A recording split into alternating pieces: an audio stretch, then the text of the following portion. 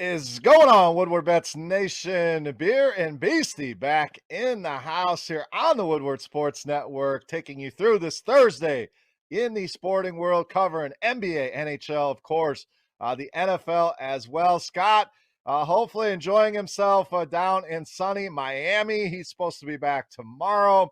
Hopefully he doesn't end up like the picture we love to share, Spencer, the Rainier beer laying in the weeds here. We'll hope Scott can behave himself down there and not end up looking like this guy. So we'll get some live reports, though, from sunny Miami. But Beastie, not bad here in Michigan. We were talking pre-show, and 60 degrees out here. So, enjoying this nice weather here. Scott's not the only guy that's going to enjoy some weather here today. So how you doing, my friend?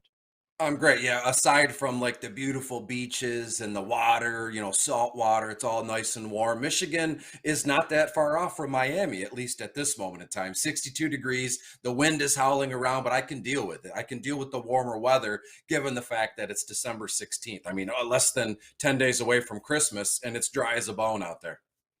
Yeah, crazy. I mean, to not have any snow, knock on wood, I'm okay with it. I don't mind winter, but not a big fan of the snow and the ice. So we can leave that stuff. We can cruise right on through here. As long as I can get some skiing in. Spencer, feel free to play the skiing picture you love to use if you'd like. But as long as I can hit the slopes a little bit, not end up looking like that guy, I'm certainly excited for no snow, no ice. But let's recap. First of all, before we get into things, some of the housekeeping, as you know, make sure you're following us at Woodward Bets, follow the network at Woodward Sports. Tons of great shows here on the network. So we're glad you're here with us, talking sports, talking fantasy, talking betting. But there's some great shows all throughout the day. Also want to continue to spotlight the Stuff a Studio here. Just a great thing we got going on here at the Woodward Sports Network. If you want to get involved here, what we got going on, all we need you to do, bring a toy, bring a couple toys, bring as many as you want to the studio.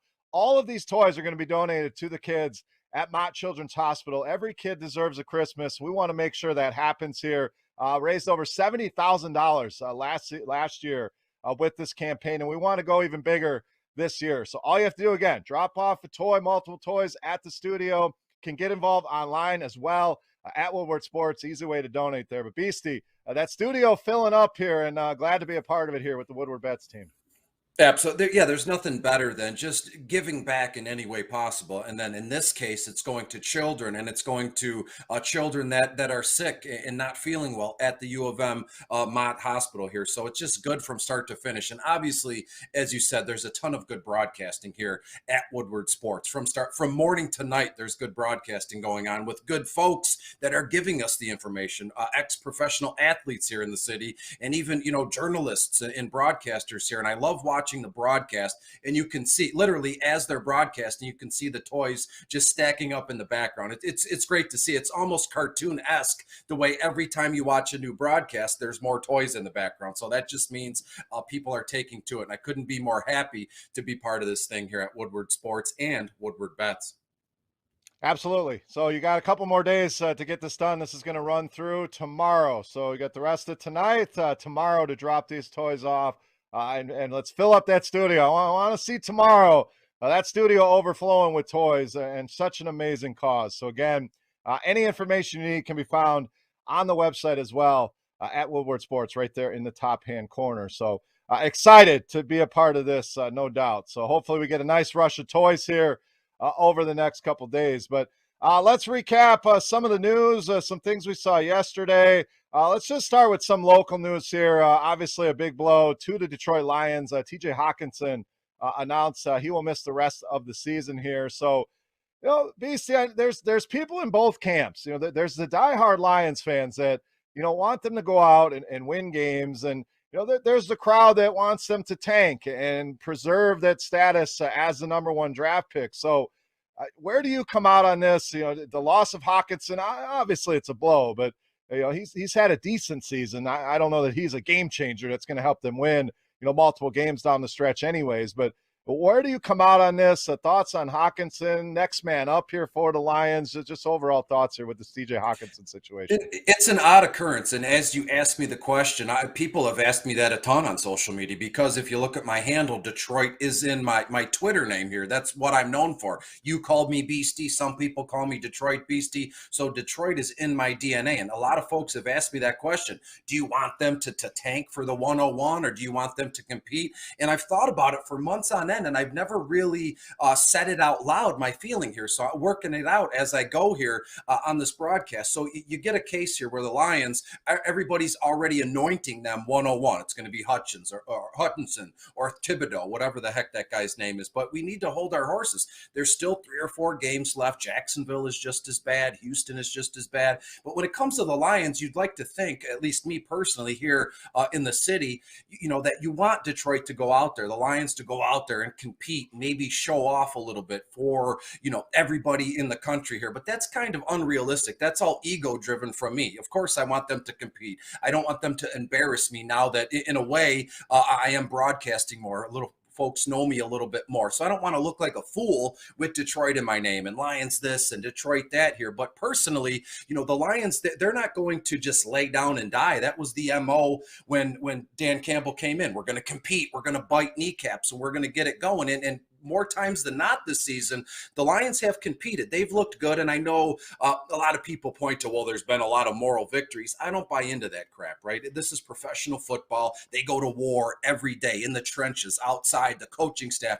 So what you do is you go to war with your teammates and you battle. So to say that a professional football franchise, let alone the Lions, are just going to kind of lay down and skirt through the rest of the season so they get that number 1 overall pick, I don't think that's realistic. Again, ego driven. Sure, I'd love the Lions to get the 101, but at what cost, right? Are they just going to embarrass themselves? Are they going to look foolish? So personally, I think, and I absolutely know, that this team is going to continue to fight here for the rest of the season. Will the results match their attitude? Will the results at the end of the year kind of match, the talent and what they're doing? Probably not. And more times than not, if you had to bet, you'd say, hey, yeah, the Lions are going to get the 101, but it's going to be a few more heavyweight fights going out there the rest of the season. Yeah, I agree with you.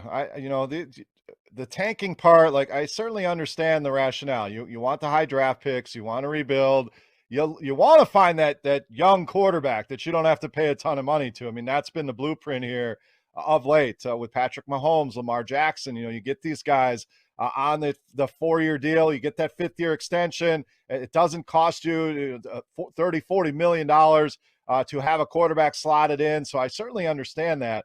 But I'm with you in the fact that these guys are professional athletes and they take pride in their game. And they have gone out there and they have played very, very tough in a lot of games this season. So we talk about, how good they've been against the spread. Obviously, that's what we do here at Woodward Bets, but 8-5 against the number. That shows you that they're being disrespected. If the numbers were accurate, you would be a 500 team. The fact that they're 8-5 against the number, certainly encouraging. So remaining schedule, this week against Arizona, we know that they're a big underdog in that game. At Atlanta, December 26th, at Seattle, January 22nd, and they finish at home with the Green Bay Packers. So we'll see if they're able to muster up an effort here against no easy games there. A couple games on the road, home games against Arizona, Green Bay.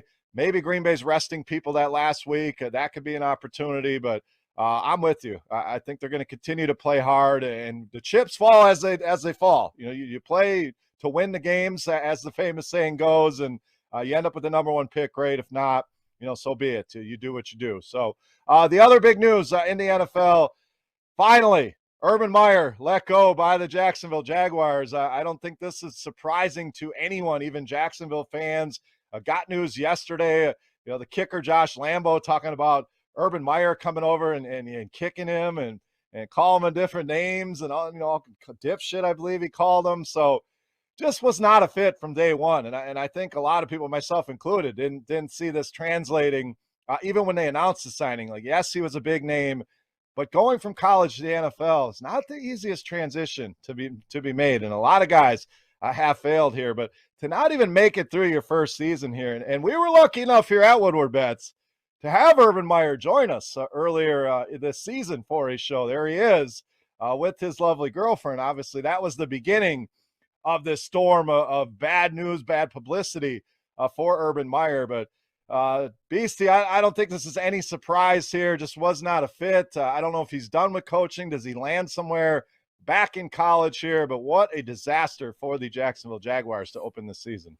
Yeah, no doubt. Talk about embarrassing for both parties here. Uncle Urban, as the graphic says, and the Jacksonville Jags, who are trying to, kind of regenerate what they're doing. They've always lost and looked bad. And getting Urban Meyer, we're going to turn it over. We got 101. We're going to put Trevor Lawrence in there, and he's the golden boy, and we're going to do well. And they are no further along than they were last season. When it comes to Uncle Urban, he is radioactive right now. Nobody is going to want to touch this guy with a 10-foot pole. And what I mean when I say that, a lot of these coaches, look at Bob Stoops. They go from coaching or on the field to in the broadcast booth, and they go to game day, and they do all that stuff, and they can come back and forth here. As I said, Stoops goes from, coaching in Oklahoma to the booth, and then he goes back to take the interim job at Oklahoma. So you'd like to think if things were a little different, Urban would say, you know what, I'm going to split from Jacksonville. I can broadcast. I can go back to Fox Sports. Nobody's going to want anything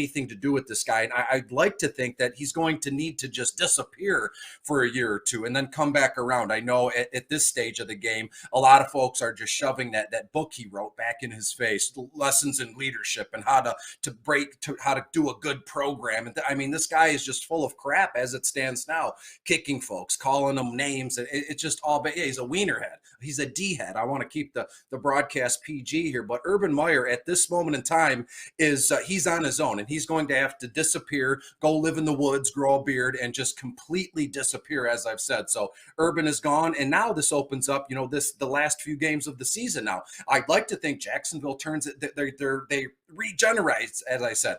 J-Rob's going to go nuts. Trevor Lawrence, can he develop, take major strides in the next few games here, and hopefully they can string some wins together here, and maybe, the Lions can do what they can do here. But Uncle Urban is out, and he won't be around anytime soon.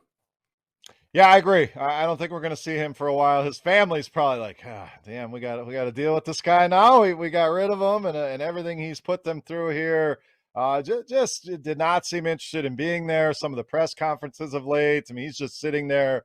The post-game handshake last game, zero interest in even shaking anybody's hand. So I agree with you. I think the Jacksonville Jaguars as a team, this is a team you can look to in fantasy. James Robinson has been a disappointment, but we know Urban Meyer and Carlos Hyde, they have their ties back to Ohio State. So I think Robinson starts to get back to that workhorse type running back. So if you're sitting on him in season long, you're wondering, should I play him? Should I not? I know he's still questionable here for this week, but I think you hold on and you definitely ride him out here, especially this week against Houston. I mean, Jacksonville, home favorites. We haven't said that very often.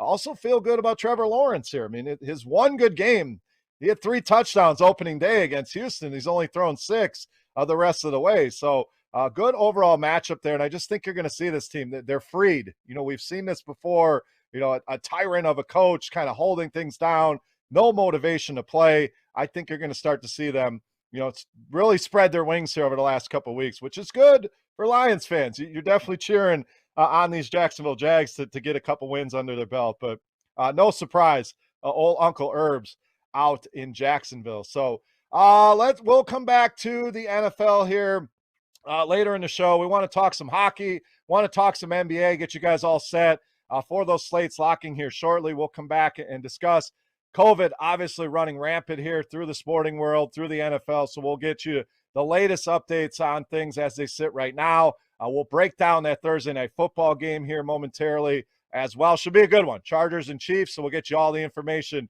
you need there, and we'll end the show, of course, with our best bets. So, Beastie, full slate of hockey tonight. So you're a resident hockey expert. I know the people out there love their hockey knowledge. So spit some knowledge here. Tonight's slate, again, loaded up with games. So who are you targeting for your fantasy contest? Any bets you're looking at here? The floor is yours, sir. Let's talk some hockey here on a Thursday night. Absolutely. Now we're talking. This is what they call in the business as things have just picked up. They say it in wrestling all the time, right? Stone Cold's music hits and oh my God, business has just picked up. And let's talk hockey. If you look at the graphic there, Connor McDavid, Leon Draisaitl, these guys at Edmonton are outstanding. But the way I've done my DFS for any sport for a long time is you don't fade the chalk here, but you look for something else to kind of, backdoor this thing. So I'm not fully fading Edmonton here, but I have a couple other lines that I'd like to focus on. As you said, it's a full slate, 10 games. First puck drop is at 7 o'clock.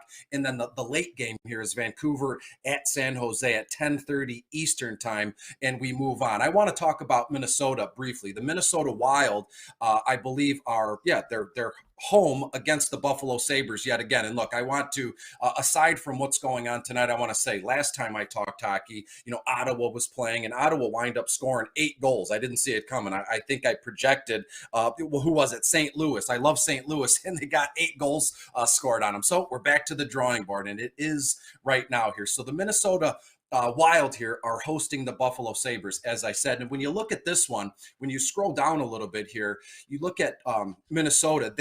They're scoring about 3.68 goals a game. So let's just call it 3.7. We'll round up to 4 goals a game. Their defense is only allowing about 2.5 here. What you want to do with the Minnesota Wild is their first power play unit. They're converting at around 18.4% of the year. And if you're not a hockey fan, you go 18% is not a lot. Well, the biggest and baddest teams, if you can convert at 20+%, that is the hottest thing going on right now. So 18% here is outstanding here. And they're killing 81% of their penalties at a time here. So I love the Minnesota Wild to just put up 4 or 5 goals here. And it starts with their first line, because you're going to get first line exposure. You're going to get power play 1 exposure. And it starts with Joel Eriksson Ek, first line, first power play unit, Marcus Foligno, and then Jordan Greenway. All 3 guys first line. As I said, Eriksson Ek, first power play unit, and then Foligno and Greenway, second power play unit. And on their second line here, hopefully folks have a pen and paper and writing this stuff down.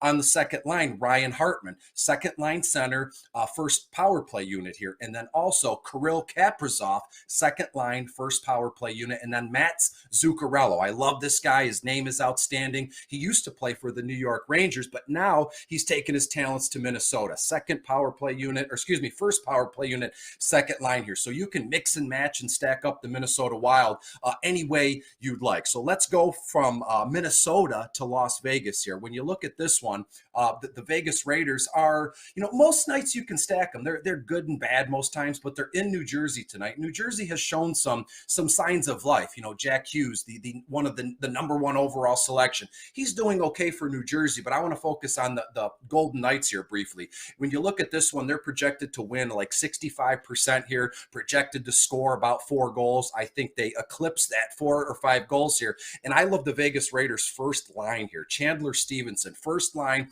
second power play unit. Max Pacioretty, we all know him from Montreal. He's a real man's man, a guy's guy. Max Pacioretty, first line, second power play unit. And then Mark Stone, same thing. He's come through other organizations, but he's found a home here with Vegas. So if I repeat that back, Chandler Stevenson, first line, second power play unit. Max Pacioretty, first line, second power play unit. And then Mark Stone, first line, first power play unit. So with those 3 skaters right there, you get an awesome advantage with first line minutes, second power play unit, and a little bit of first power play unit. You really can't go wrong here with the Vegas Golden Knights. And then briefly, I just want to mention the Wings are playing Carolina tonight. I've gotten a lot of questions the last few days about this game because Carolina has unfortunately also been ravaged by COVID here. A lot of the organizations, hockey, basketball, and even NFL, it's starting to turn sour, and that's unfortunate in terms of enhanced protocol. We've heard that a lot here, about NFL teams, hockey teams. We're going to get into a case here, and again, this isn't how can I put this? This isn't set in stone here, but I would imagine we're going to get back to some sort of bubble here in the NHL. They did it last season. It worked well. Fans might not be allowed, and that's just me in my attitude here. But Carolina is hosting the Detroit Red Wings here. Over-under is about 5.5 goals here. The money line favors Carolina. When you look at this one, Sebastian Aho, he's their stud, Carolina stud. He leads in most statistical categories, got the most points with 32, 15 goals, 17 assists, assist, first line, first power play unit. This kid is just getting it done for numerous seasons here. But I will say for Detroit, Mark Stahl, who also played at Carolina a few seasons back, and Robbie Fabry, he just signed an extension with the Wings. These two have been lights out, but they will miss the game tonight. I believe lower body injuries and a little bit of that COVID stuff. Not saying they have it, but they've come in close contact, so they will be out here tonight. So when you look at this game, Detroit 6-3 against the spread their last 9 games. They're 1-6 when they're a favorite their last 7 games on the road. I know it's kind of odd here, but we move on. Carolina 4-1 against the spread their last 5 games. So everything inside here, inside me and at the spread here is screaming Carolina Hurricanes. And I have to agree here. So I have no issue taking Carolina minus 1.5 goals. I think they win, looking at 5-4, 4-2 around there. But again, you can pluck some gems out of this one. Vincent Trocheck for Carolina, first line, first power play unit. Nino Niederreiter, first line, first power play unit. And then on the Detroit side of things, no issue with Larkin, Mo Sider, and we go on. Danny DeKeyser, I think, is going to play in this one, local kid where I am here. And we move on. Lucas Raymond, you can't go wrong with him either. First line, first power play unit, only $5,400 on DraftKings. So as we look ahead and we log our lines and we enter our lines here, just keep in mind here that it's okay to pluck some other lines and some other games. Doesn't always have to be about Edmonton and Toronto here, Chris.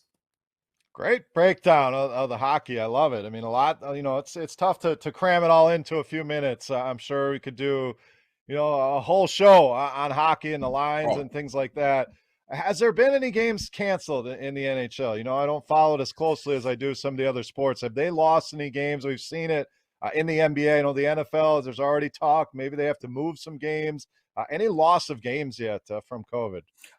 Well, correct me if I'm wrong. There was one game on the schedule this past Tuesday, and they canceled it because of COVID restrictions. And to be honest with you, don't kill me because just by memory, I think this game, the Red Wings in Carolina, was the only game on Tuesday, and they bumped it because of the enhanced COVID protocols. So I believe that today is a makeup from Tuesday's cancellation or just them bumping it. So there has been one, yes, so far. All right. So, I mean, we always talk about paying attention to the news. It's going to be so important here over the next couple of weeks. Unfortunately, this is not going away. It's getting worse by the day. So, we're going to stay in our sports bubble. I realize, life outside of this, it's a much bigger issue and, people are passing away, but we're going to stay in our lane here. And as far as sports, fantasy sports, betting, you certainly want to be paying attention and getting all the news that you can, because this is going to continue, especially the NFL. There's going to be guys out, and it's changing by the minute. So let me give you a quick breakdown of the NBA before we turn our attention to the NFL to wrap up the show here tonight. NBA, a lot of injuries here as well. We'll start with some of the big names. We know no James Harden once again for Brooklyn. So obviously leaves Kevin Durant as a premium spend up here tonight on the slate. No Devin Booker once again for Phoenix. Houston, going to be very thin here tonight. No Christian Wood, likely. They're giving him a slim chance to play. Kevin Porter Jr. out once again. We know Jalen Green out. So we saw them absolutely get trucked by Cleveland last night. I think they're in a tough spot here. So some value on that team we'll talk about as well. No Jeremy Grant for the local team. He will miss tonight's game against the Indiana Pacers. No Spencer Dinwiddie for Washington. RJ Barrett remains out for the Knicks, and that is the majority of the big name injuries. As far as DFS plays, I've mentioned Kevin Durant being a guy you certainly want to pay up for here in the spot. He's expensive against Philadelphia, but there is some value out there that we can find, starting with the New York Knicks and Alec Burks. No RJ Barrett, we mentioned. Burks is going to have to pick up the slack here and be that secondary scorer with Julius Randle there. So he is certainly a value. Sengun of Houston provided a ton of value last night if you had him in your lineup, so he's a guy you can look to. Derrick Rose should provide enough value with New York, so you got both those New York guys, and even Sadiq Bey here with Detroit. No Jeremy Grant. I think that's going to open some things up for him, and obviously Cade Cunningham in the middle ground as well. So that's a quick rundown here of the NBA. Again, paying attention all the way up. The slate's going to lock here shortly, so make sure you have the latest injury reports before you lock in those lineups. As far as bets go, you'll have to stay tuned here to the end of the show to get those. So, all right, let's turn our attention to the NFL, update some things here, and then we'll break down this Thursday night football game, Kansas City and the LA Chargers. We'll start with Cleveland here, dealing with a lot of COVID. Are the Browns also going to be missing Kareem Hunt this week, officially ruled out with his ankle injury? No Adam Thielen today at Minnesota Vikings practice, so he's looking dicey. KJ Osborne was a big pickup here over the last couple weeks. Looks like he's going to give you another week of value. DJ Moore, limited practice here on Thursday, so we'll see if he's able to give it a go with his hamstring injury. No Darren Waller once again this week. He was announced out, so I was hopeful he'd be back, but looks like we get another week of Foster Moreau, Hunter Renfrow this week in that Saturday game. If they get that game in, that game is in question for sure. Alex Collins, Tyler Lockett placed on the COVID list by the Seattle Seahawks. No practice for Hollywood Brown of the Ravens this week. Lamar Jackson also missed practice. He is looking like a game time decision, so we'll have to keep an eye on that one. No practice for Aaron Jones on the other side of that game. And that's pretty much all the big names here, Beastie. Anything I missed here, injury-wise, COVID-wise? We know there's a lot of teams shutting down their facilities. It's just getting ugly out here. Yeah, one thing I want to say about the Saturday game, I know it's Thursday, but hey, this game's going to come quick here. Foster Moreau is also questionable, so who the heck knows if Vegas is going to have a tight end. On the Cleveland side of things, Njoku was put on the list, but I believe he's close to being cleared. But if that's not the case, look, that kid's name is Miller Fosterell. He's the dirt cheap on FanDuel and DraftKings in a single game slate. Miller Fosterell, as I said, $5,000 on FanDuel, only $5,000 on DraftKings, and he's a Cleveland tight end. Might be the only tight end active for Cleveland, but who the heck's going to throw him the ball if Baker Mayfield is not there? Case Keenum. I mean, so there's a million ways to go on this game. I could spend 2 hours talking about it, seeing how I got my notes for it already, but I'll leave it alone. It's only Thursday. We can cross that bridge later in the week when we come to it, Chris. Yeah, for sure. I believe Njoku's going to be back, and Austin Hooper was placed on the COVID list. But always love the bottom of the barrel guys. If you're not following him on Twitter, loves to dig these guys out. So give him a follow and make sure you're following that content as well at Detroit Beastie. Love those names coming out of nowhere for sure. But some other news in the NFL: Terry McLaurin limited practice today, so still trying to battle his way back from that concussion. No McKissick, no Curtis Samuel there for Washington, so tough spot for them this week against the Philadelphia Eagles. I mentioned Lamar Jackson is certainly one we are going to have to keep an eye on. Javonte Williams, no practice today. They sound like he'll be ready to go. He's been fantastic here over the last couple of weeks. Keep an eye on him and Melvin Gordon. No Leonard Fournette at practice today, so that was just a media thing. They didn't spot him, so I haven't heard anything significant on him. We know DeAndre Hopkins will miss this week for Arizona, and Jalen Waddle added to the COVID list here for the Miami Dolphins this week. So I think that covers everything. Again, this changes even as we're recording, stuff coming in hot and heavy. So we'll continue to update this as we get closer to those Saturday games and those Sunday games coming up this weekend. But let's talk some Thursday night football here, Beastie. We got the Kansas City Chiefs traveling to LA to take on the Chargers. Looks like Kansas City mostly 3-point favorites, 3.5 at DraftKings. So if you like the Chargers, DraftKings going to be the spot for you. Total sitting at 52. So I know you took a ton of notes, as you always do on this game. So give me your thoughts, your breakdown of this game, plays that you're looking at tonight. Again, floor is yours. Thursday night football, Chiefs, Chargers. What do we got?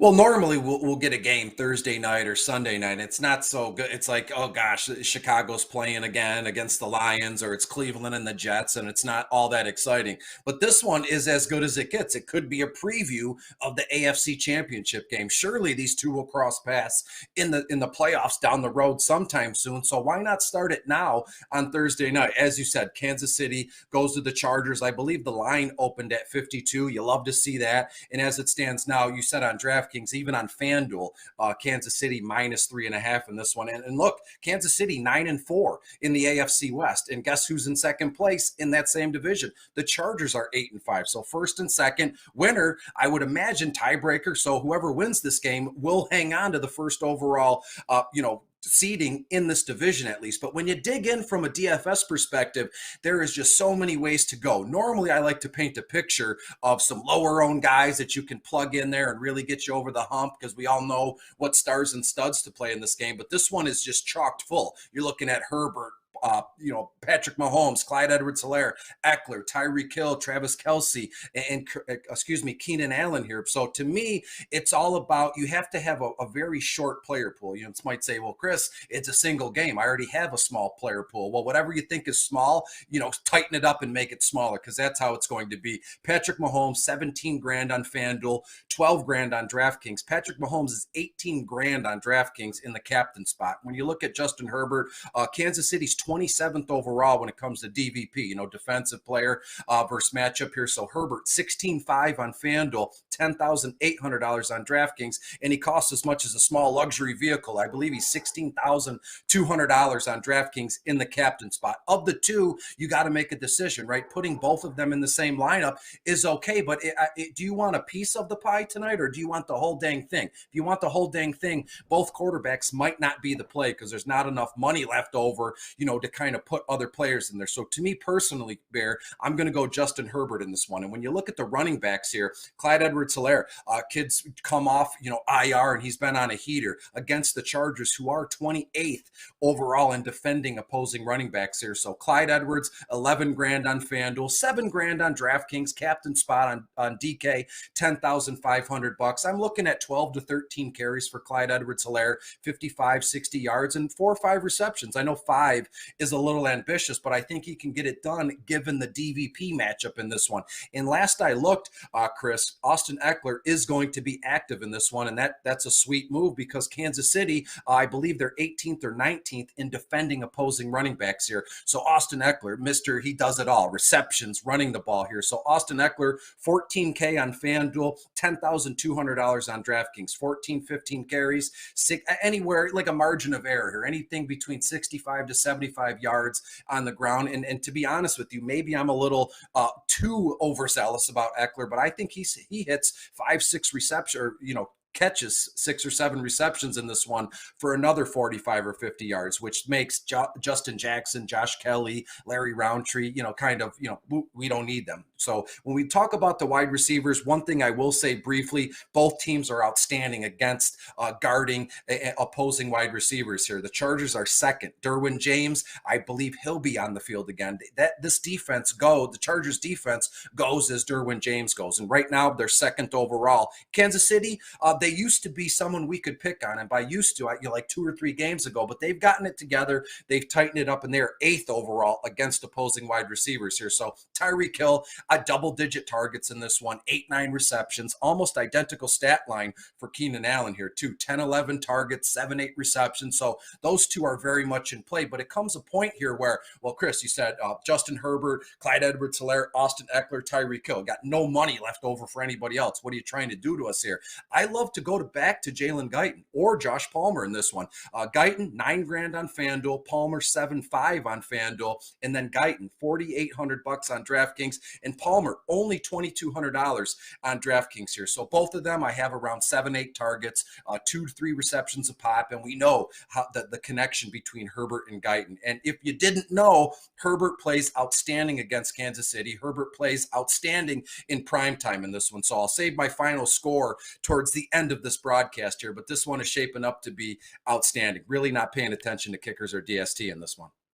Yeah, I'm with you on a lot of points here. I prefer Herbert over Mahomes. So we'll start at the quarterback position. You mentioned this guy under the bright lights has been fantastic, and I know Mahomes, he's the standard. It's him, Tom Brady, but we've seen him not quite be as good as he's been in the past.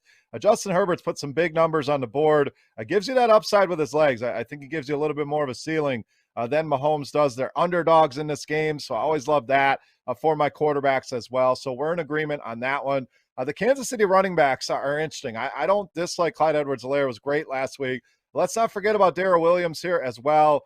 Only 3,200 on DraftKings. They're basically, I'd say, splitting. It's a little bit in favor of CEH. I know we saw Derek Gore get involved last week. That was more, they're up by 40 points, so let's get this guy some work. But I think you're going to get close, even if it's a 60-40 split. I like that discount we're getting on Darrell Williams. So I'll certainly be using some CEH in my lineups, but Darrell Williams could be a value play for you tonight. As far as the Charger side, I agree. It's Austin Eckler. I know he's questionable. They're expecting him to play tonight, so I don't see any interest in chasing Jackson and Kelly, like you mentioned. Receivers, great point. Both these teams very good and very stout against slowing teams down. Now, we know when you're a stud receiver, sometimes that doesn't apply here, but the Chargers do a very good job of limiting the big play, which is the name of the game here with Tyreek Hill. So if they can keep him under control, James back will certainly help that. Chargers side, getting Keenan Allen back, Mike Williams in there,